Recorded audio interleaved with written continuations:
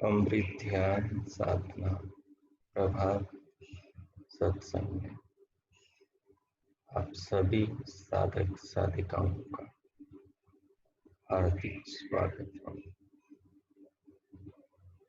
आइए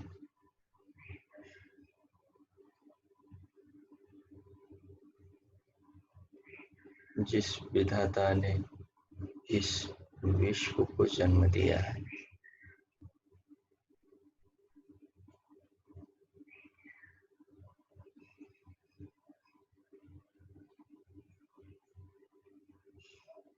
जो साम्य अवस्था स्वरूप मूल प्रकृति को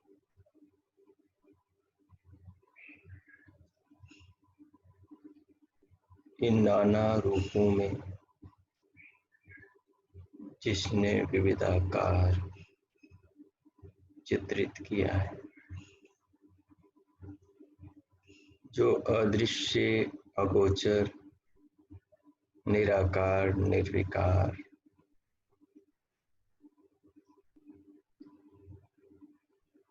हाथ पैर और शरीर से रहित होते हुए भी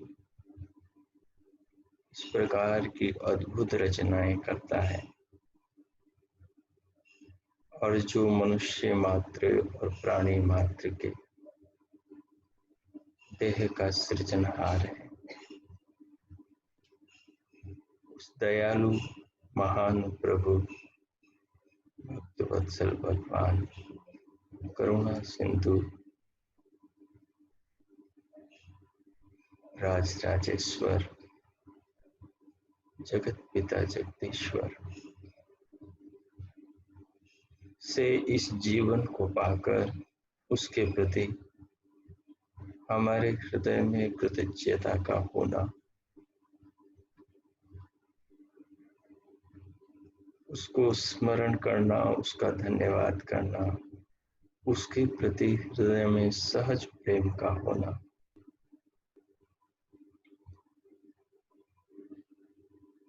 हमारे मनुष्य होने की सर्वोत्तम पहचान है।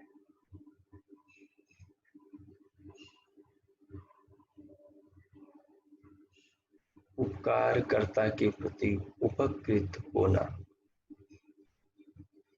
कृतज्ञ होना, उपकृत होने वाले का सद्गुण है, जो दिन रात कृपाओं पर कृपा कर रहा है, करता चला आ रहा है और करता ही रहेगा। उपकार करना, कृपा करना, प्रेम करना, सुख देना, कल्याण करना ही जिसका स्वभाव है, जो सर्व मंगलप्रद संपूर्ण कल्याण के करता है, उन भगवान का धन्यवाद करना, उनमें प्रीति रखना, उनसे अपनी आत्मा को जोड़कर अपने अंतःकरण को पवित्र करना, ये हमारा सर्वप्रथम कर्तव्य होना चाहिए।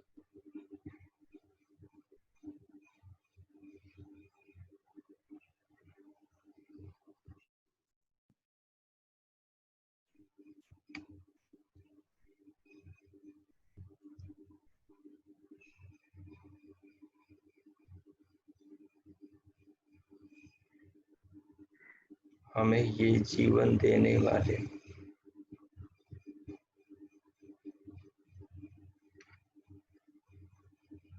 इस प्रकार संसार में लाने वाले और संसार से जोड़ने वाले उस महान ईश्वर ने मनुष्य नाम दिया है।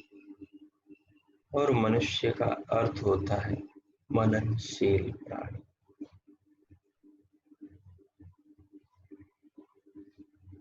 पशुओं का भी मनन है, लेकिन वो एक सीमा में बंधा हुआ है। बाकी प्राणी भी मनन करते होंगे, पर उनका मनन सीमित है। मनुष्य का मनन असीमित है। ये अपने छोटे से शरीर इस पिंड में बैठा बैठा पूरे ब्रह्मांड को अपने मनन से नाप सकता है। अपने चिंतन में सारी जगती को ला सकता है।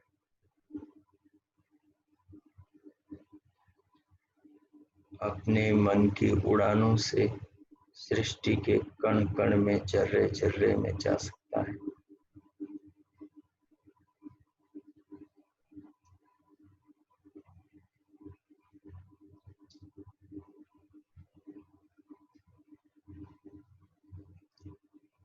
इसको जो कल्पना शक्ति विधाता ने दी है,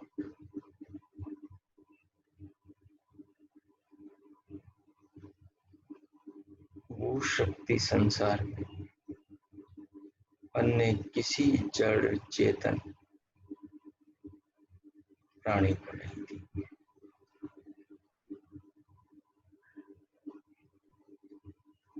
उसका लाभ उठाना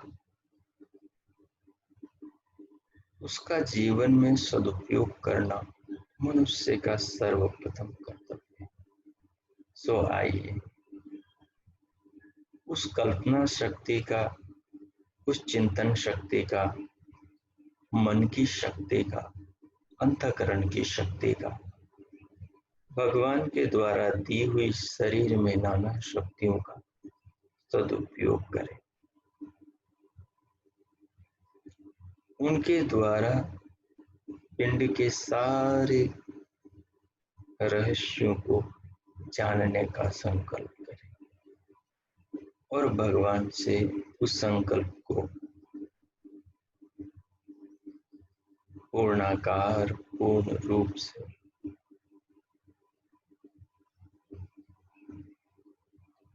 सफल बनाने के लिए भगवान से प्रार्थना करें।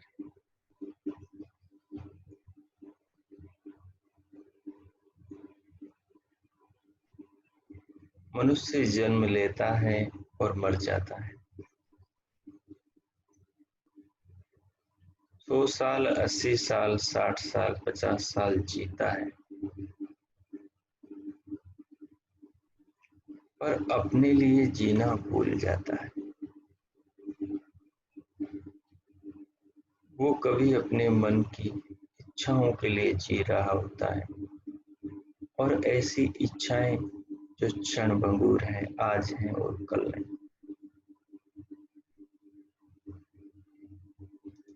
मनुष्य अपने शरीर के लिए जी रहा होता है, शरीर को सुखों से, शरीर को सुविधाओं से, शरीर के आसपास हजारों अनुकूलताएं खड़ी करने की रात दिन योजनाएं बनाता और उन योजनाओं में स्वयं की जिंदगी को झोंक देता है, और आंखों के खुलने से पहले ही उसके द्वार पर मौत दस्तक दे देती है, और बिना कुंडी खटखटाए, बिना उसको सूचना दिए शरीर के भीतर से पकड़ के चोटी, सूक्ष्म शरीर को पकड़ के, उसकी कामनाओं को पकड़ के, उसकी वासनाओं को पकड़ के, उसकी इच्छाओं, उसकी आकांक्षाओं को पकड़ के, जैसी इच्छाएं आकांक्षाएं उसने भर रखी अपने भीतर, मृत्यु आती है और उन इच्छाओं के अनुसार पकड़ के उसको वैसे माँ बाप के शरीर में पहुंचा देती।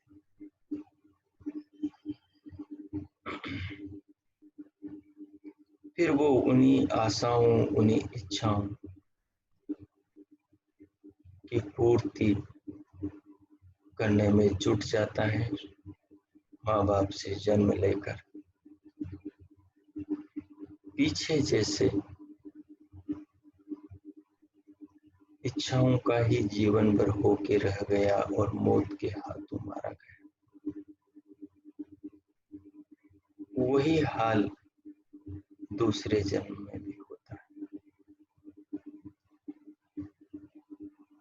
और इच्छाओं का तो स्वभाव है, कामनाओं का, आकांक्षाओं का, वासनाओं का, संस्कारों का, स्मृतियों का, विचारों का तो स्वभाव कि वो आत्मा को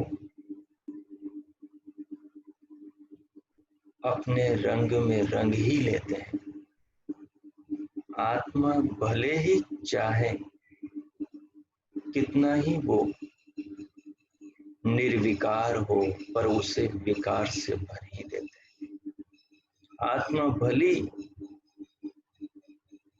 चेतन हो, अपरिवर्तनशील हो, पर उसे न होते हुए भी परिवर्तन के ऐसे जाल में फंसाती है ये इच्छाएं, कामनाएं, भावनाएं, वृत्तियां, कि न होता हुआ भी वो अपने आप को यही सब समझने लगता है।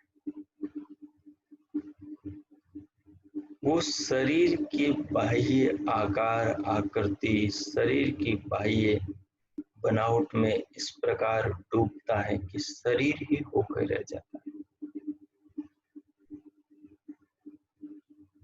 वो संबंधों में इस प्रकार डूबता है कि वो संबंध ही होके रह जाता है। संबंधों के उतार चढ़ाव, शरीरों के उतार चढ़ाव, शरीरों के बदलाव, उन्हीं में डूबता डूबता डूबता चला जाता है।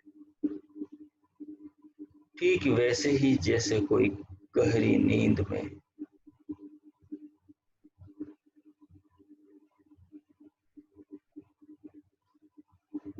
तमोगुण से आवृत हो, जैसे कोई गहरी काली रात में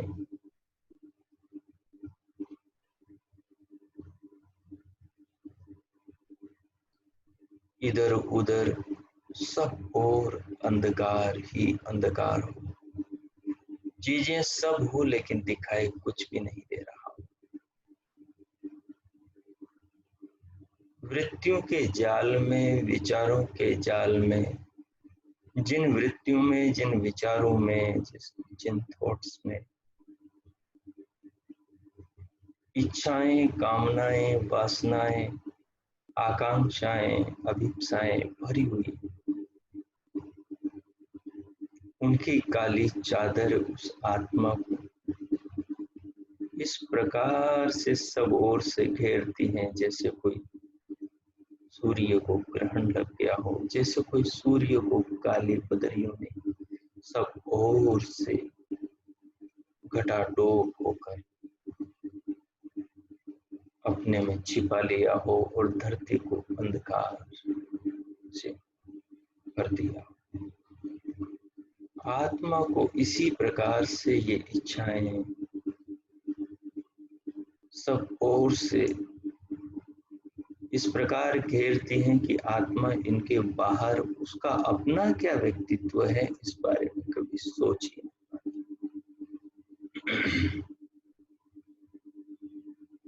मनुष्य डूबता डूबता डूबता इनमें इस प्रकार डूबता है कि किनारा कभी उसके हाथ लगता ही नहीं, और वो लग 84 की बहती इस जीवन रूपी नदी में, जिसका कोई और छोर नहीं है।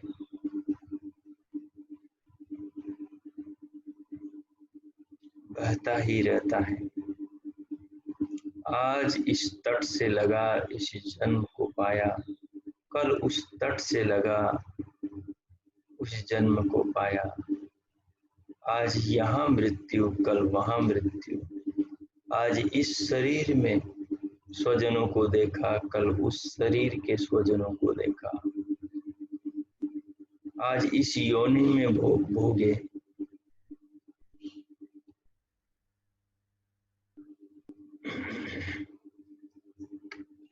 कल उस योनि में भोगे। आज पशु हैं, पक्षी हैं, कल कृमि कीट पतंग है, परसों वृक्ष लता है। जन्म जन्मांतरों से यात्रा चली आ रही, पर मनुष्य है कि वो मननशील बनता है। उसका सारा मनन केवल शरीर की इच्छाओं पर केंद्रित है। वो उसके बाहर निकलना ही नहीं चाहता। वो स्वजनों के शरीरों की सुंदरता के पार जाना ही नहीं चाहता। पुरुष स्त्री में अटक जाता है, स्त्री पुरुष में अटक जाती है। दोनों के सौंदर्यों के पार दोनों की आत्मा को कभी देख ही नहीं पाते। शरीरों तक ही उनकी जीवन यात्रा सिमट के रह जाती है, और सब मौत के हाथों ठगे जाते हैं।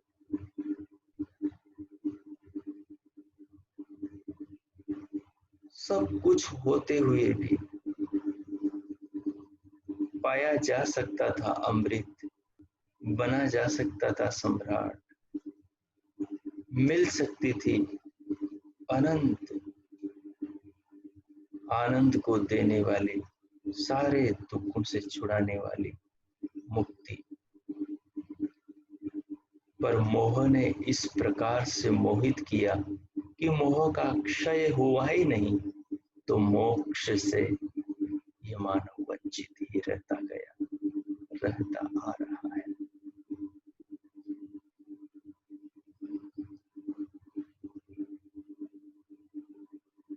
मनुष्य का यही सबसे बड़ा दुर्भाग्य है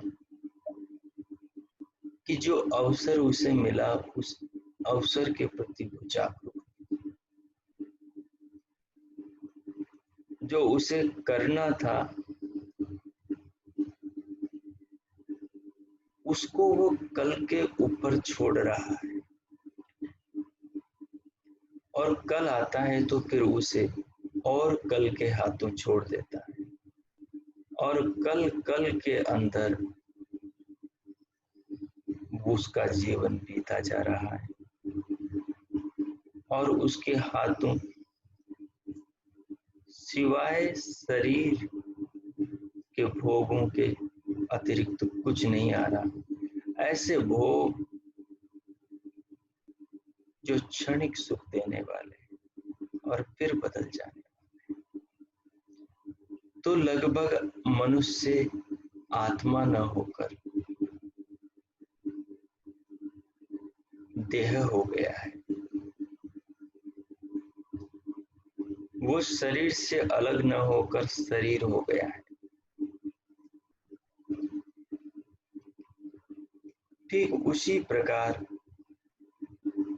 जैसे उस गडरिये की भेड़ों में एक सिंह का बच्चा बचपन में मां से बिछुड़ कर आ गया,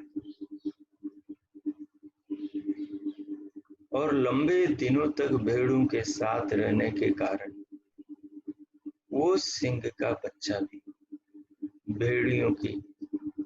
भेड़ों की तरह मिमियाने लगा, और भेड़ों की तरह ही डरने लगा, और भेड़ों की तरह ही घास फूस खाने लगा, और भेड़ों को ही दूध पीने लगा और अपने आप को भेड़ी मानने लगा।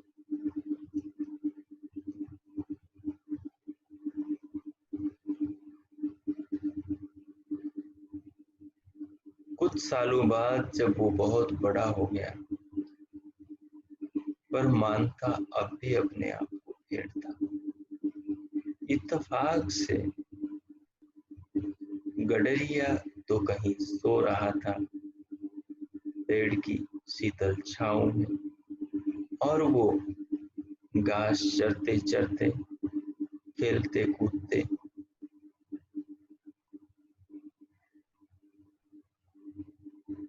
पानी से पूरा भरा हुआ एक छोटा सा कुआं उसके किनारे पहुंच गया और वहां पानी पी रहा था तो दूर से इत्तेफाक से एक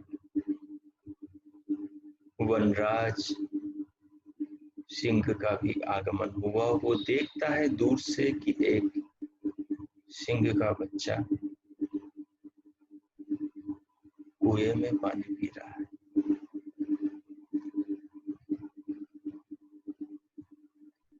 लेकिन तब उसे बहुत आश्चर्य हुआ जब वो पानी पीते हुए बीच बीच में मिमियाने लगा।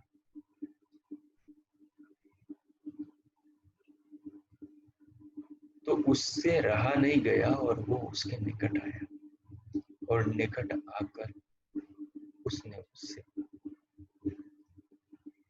जैसे ही बात करनी चाहे अपनी भाषा में, और वो मिमियाने लगा और भागने लगा। तो भागने लगा तो इसने पकड़ लिया उसको, पकड़ करके कहा कि देख, तू भाग मत, तुझे पता नहीं तू सिंह का बच्चा है, तुझे मालूम ही नहीं कि तू जंगल के किसी सम्राट का शिशु। इसने कहा नहीं नहीं, मैं तो भेड़ हूं, मैं भेड़ का बच्चा हूं। उसने कहा देख, तू भूल कर रहा है, तू हूबहू मेरे जैसा है। उसने पानी में इसको उसका मुंह दिखलवाया और अपना भी, और कहा कि देख, हम दोनों एक जैसे, अब तू मेरे जैसे गर्जना कर, तू मेरे जैसे दहाड़, तू मेरे जैसे आवाज कर। देख, ये सारी भेड़ें अभी भाग जाएंगी और ये तेरा मालिक गडरिया भी भाग जाएगा। तो इस सिंह के बच्चे ने उसकी थोड़ी देर बाद मानकर वैसे ही किया। तो वो जैसे ही गरजा तो सारी भेड़ें भाग गई। उसने जैसे ही हुंकार भरी तो भेड़ों का चराने वाला गडरिया भी भाग गया। सिंह ने कहा कि तू अब तक अपने आप को भूला हुआ था, अज्ञान से जिनके साथ रहा दिन रात,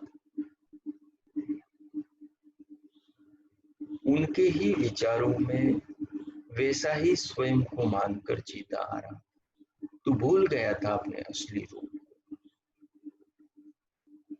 बस यही हम सबके साथ हो रहा है और ये जन्म जन्मांतरों से होता चला आ रहा है कि हम अपने आप को भूले हुए हैं। और ये गुरु, ये सिंह जो इस भेड़िए को, जो वास्तविक सिंह के बच्चे को मिल गया था, हमें भी हर जन्म में, मनुष्य के जन्म में केवल मिल जाता है। किसी न किसी रूप में, किसी न किसी मोड़ पर कोई न कोई मिल जाता है जो हमें अपनी पहचान कराने उद्यत होता है, जो हमें अपनी ओर मुड़ने को प्रेरित करता है, जो हमें अपनी खोज के लिए उत्साहित करता है, जो अपनी पहचान के लिए हमें प्रेरित करता है।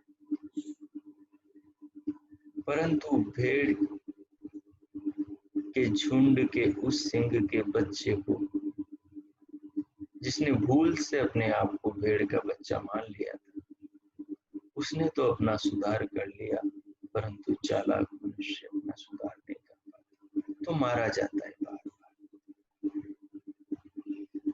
हर बार मार खाता है।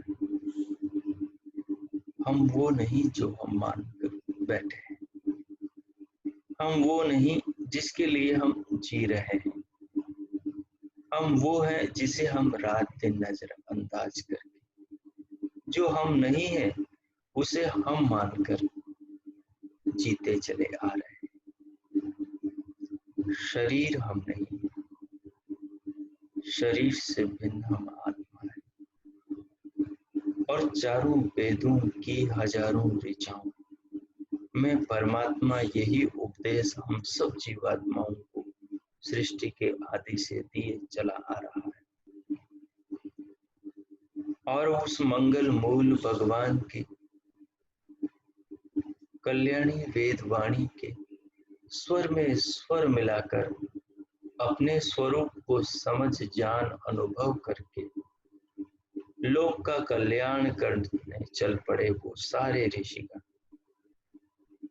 अपने विविध शास्त्रों के अंदर इसी गीत को गा रहे हैं और उसी अमृत को बांटने में रात दिन लगे हुए हैं,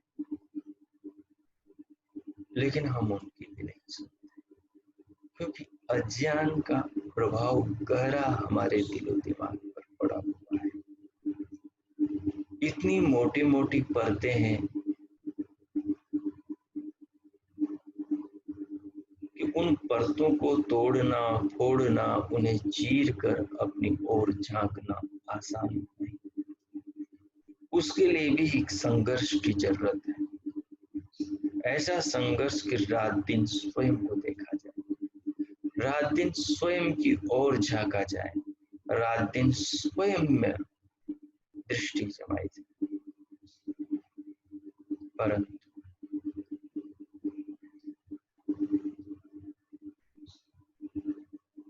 सांसारिक इच्छाएं, लोगों के, व्यक्तियों के, स्त्रियों के, पुरुषों के शरीरों के और पांचों इंद्रियों के, पांचों कर्म इंद्रियों के जाल में फंसकर मनुष्य ऐसा अपने आप को भूल कर जीता है मानो शरीर ही वो है, मानो जैसा शरीर मिला वैसा ही वो है, जिस लिंगी का शरीर मिला वही लिंगी वो है।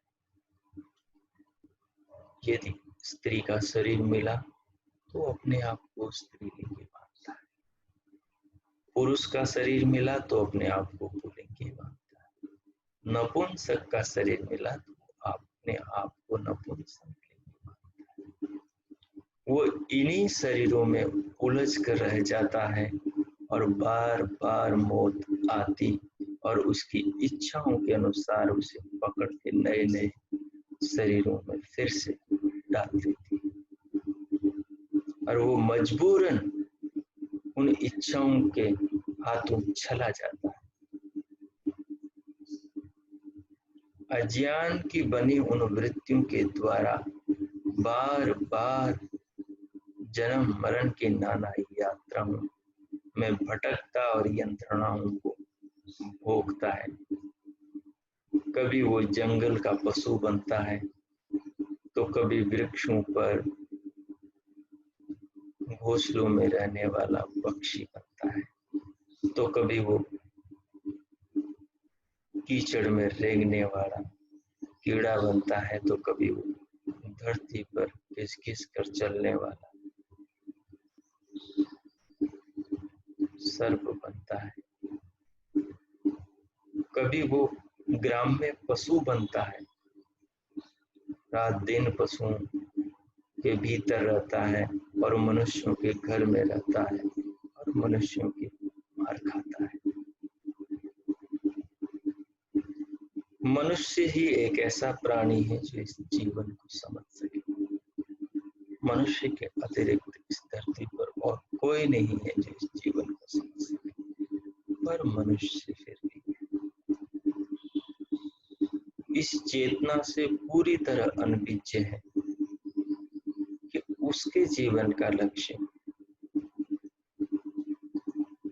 उसको स्वयं का अनुभव करना भी है। अविद्या का घनघोर विस्तार है। मनुष्य के जीवन के हर पहलू में अविद्या समाई हुई।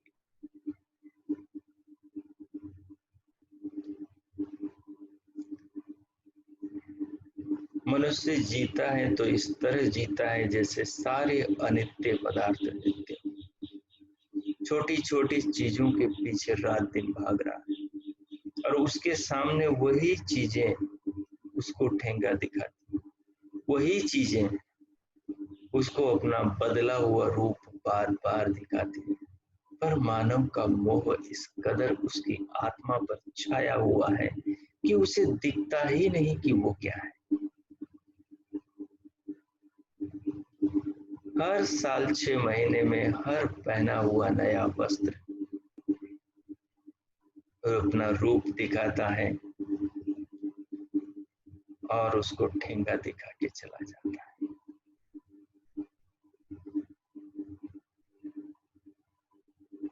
शरीर की बाल, चमड़ी की रौनक, शरीर की शक्तियां सब उसको एक न एक दिन जाते हुए झटका देकर जाती है, पर फिर भी नहीं जाग पाता है क्योंकि मोह की मदिरा इतनी अधिक पी चुका है कि उसके अंदर इतना मदमाता हो गया है कि उसे बोध ही नहीं है कि उसे जीवन मिला किस लिए है। वो जीवन की सच्चाई को न गहराई से समझना चाहता है, वो मोह का छाया हुआ, मोह के जाल में इस कदर फंसा हुआ है कि वो उस मोह के मदिरा के नशे में ही जीना चाहता है, उस नशे से बाहर आना ही नहीं चाहता। चाहे वो नशा संबंधों का हो, चाहे वो नशा शरीरों के भोग का हो, चाहे वो नशा इंद्रियों के विषयों का हो, चाहे वो शब्द का, संगीत का नशा हो, चाहे वो रूप का, सौंदर्य का नशा हो, चाहे वो रस का, स्वाद का नशा हो, चाहे वो स्पर्श का, आलिंगन का नशा हो, फिर चाहे वो सुगंध का, नाना प्रकार की दिव्य गंध का नशा हो, चाहे वो मन की कल्पनाओं का नशा हो, विचारों में विचरण करने और विचारों के अंदर ही भावों को भोगने के नशा, भावों को भोगने का नशा हो, वो अंतकरण के जाल में इस प्रकार से वो विचारों की वृत्तियों के भूचक्र में, भंवर में इस प्रकार से फंसा हुआ है कि बेचारा इसके बाहर ही नहीं निकल पाता। वो भूल भुलैया कि हजारों गलियों में इस प्रकार से भटका हुआ है कि केंद्र तक पहुंच ही नहीं पाता।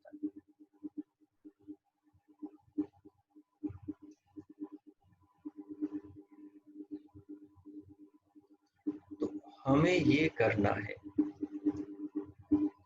कि अपने वास्तविक स्वरूप को पहचानने का प्रयास करना है।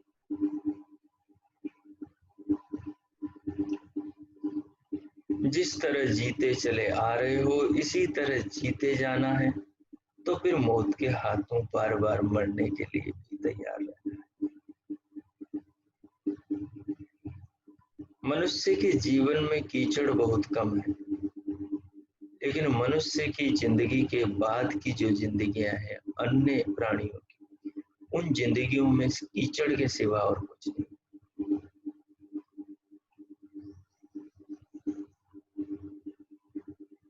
उनमें पराधीनता के सिवा और कुछ भी नहीं, उनमें जरा भी स्वाधीनता नहीं, उनमें जरा भी स्वतंत्रता नहीं, उनमें जरा भी सुरक्षा नहीं, उनमें जरा भी स्वाभिमान करने का अवसर ही नहीं है। वो पूर्ण पराधीनता है। जब चाहा जिसने मार डाला, जब चाहा जिसने गुलाम बना लिया, जब चाहा जिसने कान पकड़कर अपनी इच्छा अनुसार यूज किया, सब पशु मनुष्य के अधीन है। प्राकृतिक आपदाओं से मारे जाते हैं, अन्य भूत प्राणियों के द्वारा मारे जाते हैं, और आध्यात्मिक, शारीरिक और मानसिक दुखों से मारे जाते हैं। इन त्रिविध दुखों का कहर सब पर बरसता है, चाहे मनुष्य हो, चाहे पशु पक्षी, कीट पतंग क्यों न हो। परंतु अहो, कितना बड़ा दुर्भाग्य है कि आदमी रात दिन इस नरक में जीकर भी इस नरक के बाहर नहीं आना चाहता, क्योंकि विषयों का जाल इस कदर बिछा हुआ है। और आदमी ने स्वयं उसे बिछाया है, एक एक करके, चुम चुम करके। सब जानते हैं यहाँ रहना नहीं, ये शाश्वत हमारा ठिकाना नहीं। सब जानते हैं कि आत्मा अजर अमर है, लेकिन मानते सब, व्यवहार करते हुए, व्यवहार से इस बात को सब प्रकट करते हैं कि आत्मा मरने वाला है। छोटे छोटे सुखों, छोटे छोटे प्रलोभनों में आदमी बिक जाता है। छोटे छोटे स्वार्थों के अंदर आदमी अपने अस्तित्व का और अपनी आत्मा का गला घोट देता है।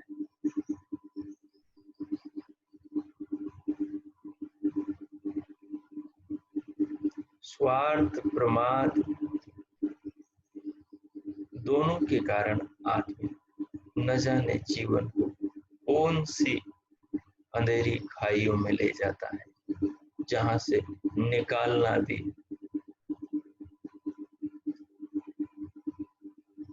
असंभव जैसा लगता है। परंतु मनुष्य के जीवन में ज्ञान का सूर्य भगवान ने उदित किया है।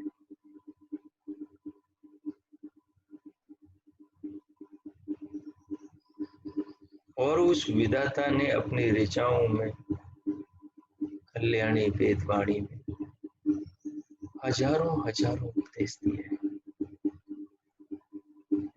और संसार में ऐसे शिक्षा देने वाले ऐसे पदार्थ बनाए हैं कि आदमी इनको देख देख कर जीवन को जीना सीख जाए। परंतु वृत्तियों के जाल में इस प्रकार से मनुष्य फंसा हुआ है कि वो चाहते हुए भी नहीं निकल पाता, क्योंकि उसकी चाह मात्र होती है, पुरुषार्थ वो करता ही नहीं। वो परिश्रम में निरंतरता रख ही नहीं पाता। तो आज एक संकल्प करें, जीवन में झांकें और ये समझें कि अविद्या कितनी फैली हुई है।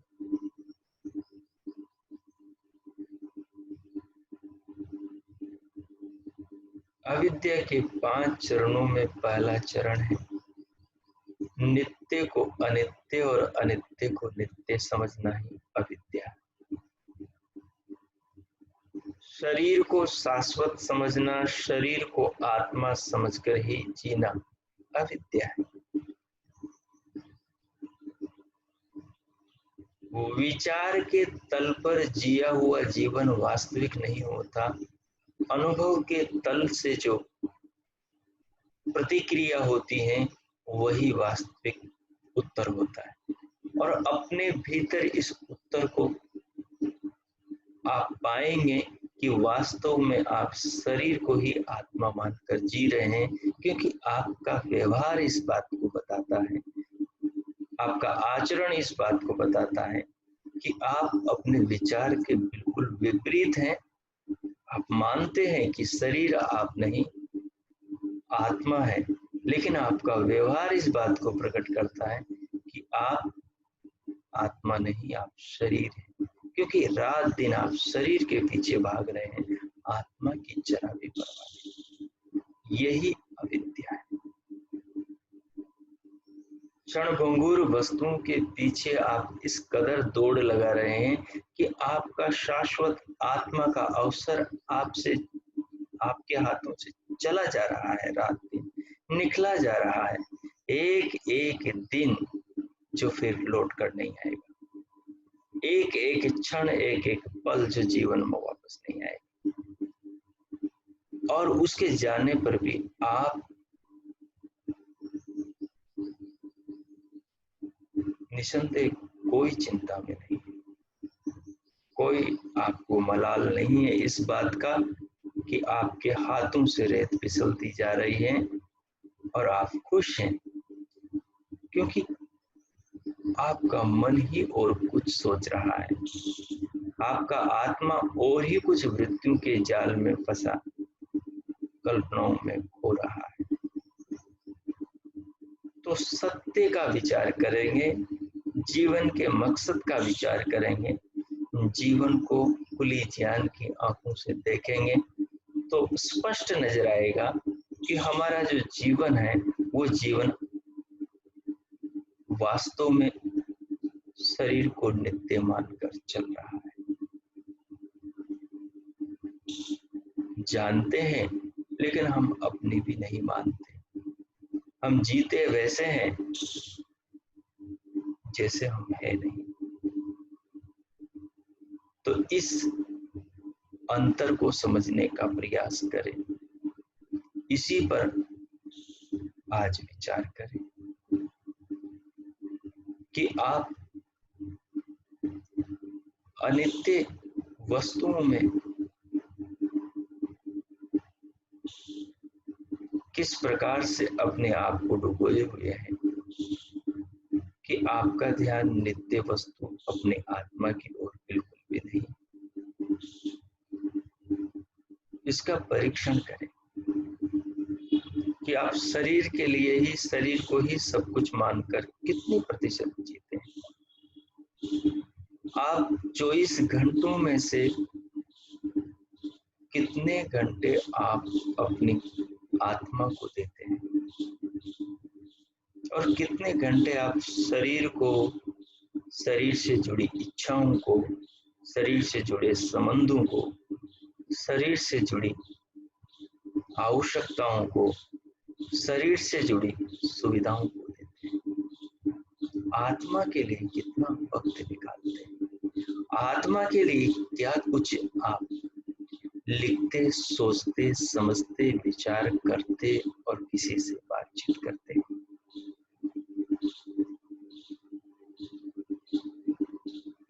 और ऐसे कितने दिन रात आपके निकल गए, कितने दिन, कितने सप्ताह, कितने महीने, कितने साल बीत गए कि आपने एक दिन भी अपनी आत्मा के लिए इस तल पर 1 घंटा नहीं निकाला। आप आत्मा के नाम से, अध्यात्म के नाम से घंटा भर भी निकालते हैं तो उसमें भी बेईमानी इस प्रकार करते हैं, अपने साथ छल इस प्रकार करते हैं, या यूं कहें कि आदतन मन की चंचलता के कारण से उसमें भी 1 घंटा अपने लिए निकाला तो मुश्किल से 4-5 मिनट ही आत्मा को लग पाते हैं। बाकी सारे मन की हैबिट होने के कारण हैबिटली मन वैसा ही करता है और हम वही जीते हैं। तो जीवन को समझने के लिए जरा ज्ञान की आंखें खोलकर अपने ऊपर फोकस करने का प्रयास कीजिए, नहीं तो एक अंधेरे से आए और अंधेरे में ही फिर चले जाएंगे, ये अवसर हाथ से निकल जाएगा। अब भगवान से प्रार्थना करें कि विधाता आप पर कृपा करें। वैसे उसकी कृपा कभी रुकी ही नहीं, उसकी कृपा तो निरंतर बनी हुई। बस ये है कि उसकी कृपा का जब हम ध्यान करते हैं तो उसके दिए कर्तव्यों का हमें भान होता है, उसके दिखाए मार्गदर्शन पर हमारा ध्यान जाता है। जीवन में क्या करना है, किस लिए जीवन मिला है, उसके विचार आकर हमारी आत्मा को ज्ञान का मार्ग दिखाते हैं, कल्याण का पथ सुझाते हैं। परंतु हम उसको भी याद नहीं करते तो वो भी हमारे हाथों से निकल जाता है। तो भगवान से जुड़े विधाता का स्मरण करें, उनके उपकारों का धन्यवाद करें और भगवान से वादा करें कि हे दीनदयाल, हे करुणा सिंधु, हे सर्व सृष्टि और समस्त जीव मात्र के पालन हार, मैं अब अपनी आत्मा को समझने के लिए, जानने के लिए, अनुभव करने के लिए अधिक से अधिक समय लगाऊंगा। मैं जानने का पूरा पूरा प्रयास करूंगा। अब मेरे जीवन में भौतिक जीवन गौण होगा और आत्म कल्याण प्रमुख होगा। अब मैं परिवर्तनशील सांसारिक क्षुद्र वस्तुओं की क्षुद्र वस्तुओं के पीछे न भागकर अपने आत्मा की सुधि लूंगा। अपनी भावनाओं के अनुसार, अपनी पीड़ा, अपनी चाह, अपनी आकांक्षा के अनुसार विधाता से प्रार्थना करें। अब मैं 2 मिनट मौन हो जाता हूं। आप भाव बनाएं, भगवान से जुड़कर प्रार्थना करें और भगवान का ये जीवन देने के लिए शक्तियां, साधन, सब कुछ के लिए धन्यवाद और कृतज्ञता अर्पण करें। साथ में प्रभु से प्रार्थना करें कि वो जो संदेश रोज आपकी आत्मा में देते हैं, वो संदेश आपके दिमाग तक भी पहुंचे, आपके हृदय तक और आपके मस्तिष्क में भी छा जाए कि अब आप उस संदेश के अनुसार जीवन को जी सकें। अब मैं मौन होता हूँ, 2 मिनट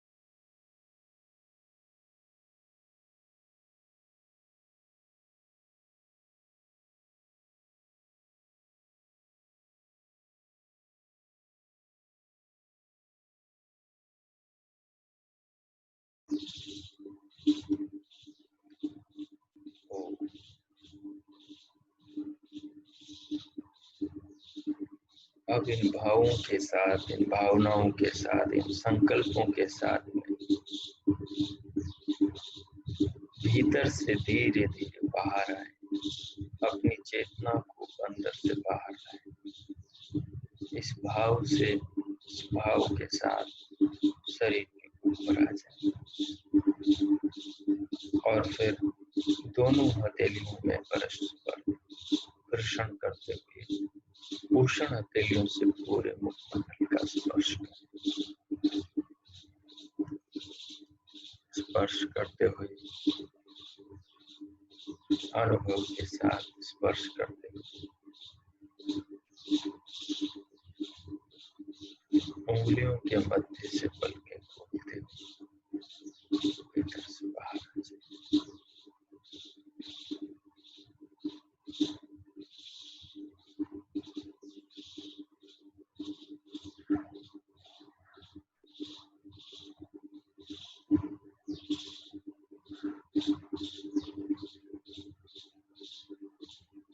अब शांति पाठ।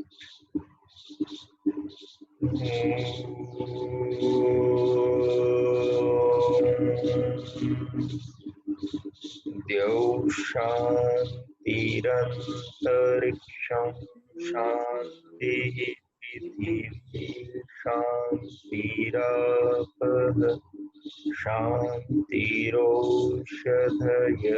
शान्तिः वनस्पतयः शान्तिर्विश्वे देवा शान्ति ब्रह्म शान्तिः सर्वं शान्तिः शान्तिरेव शान्तिः सामा शान्तिरेधि। ॐ शान्ति शान्ति शांति। ओम।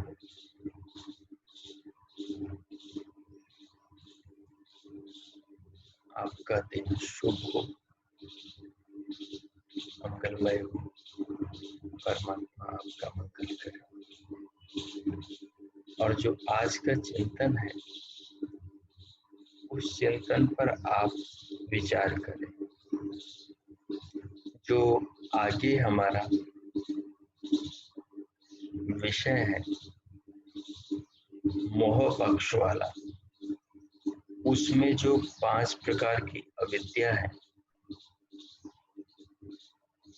उस अविद्या को समझने में आज का जो चिंतन है, ध्यान है, ये उसकी भूमिका बनेगा। इसको लेकर चलेंगे तो अविद्या जीवन में कैसे छाई हुई है वो समझ में आएगी। तो आज हमने सारी बातों को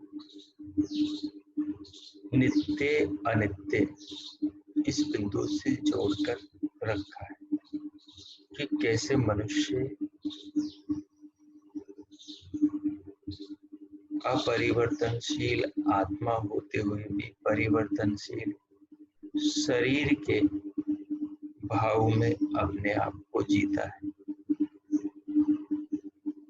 वो जानता हो भले, अर्थात शब्द प्रमाण के आधार पर मानता हो, लेकिन व्यवहार से वो यही प्रकट करता है कि वो शरीर ही है। जब व्यवहार कर रहा होता है उसके मन में उस समय ये भाव नहीं होता कि मैं तो शुद्ध बुद्ध मुक्त चेतन आत्मा हूँ, न कि मैं शरीर हूँ, न कि मैं स्त्री पुरुष हूँ। नहीं, तो आज का जो चिंतन है उसे अच्छे से विचारें, समझें, ताकि आगे अविद्या के स्वरूप को हम अच्छे से समझ सकें। अब आज इतना ही। प्रभु आपका पुनः मंगल करें। बहुत मंगल कामनाएं।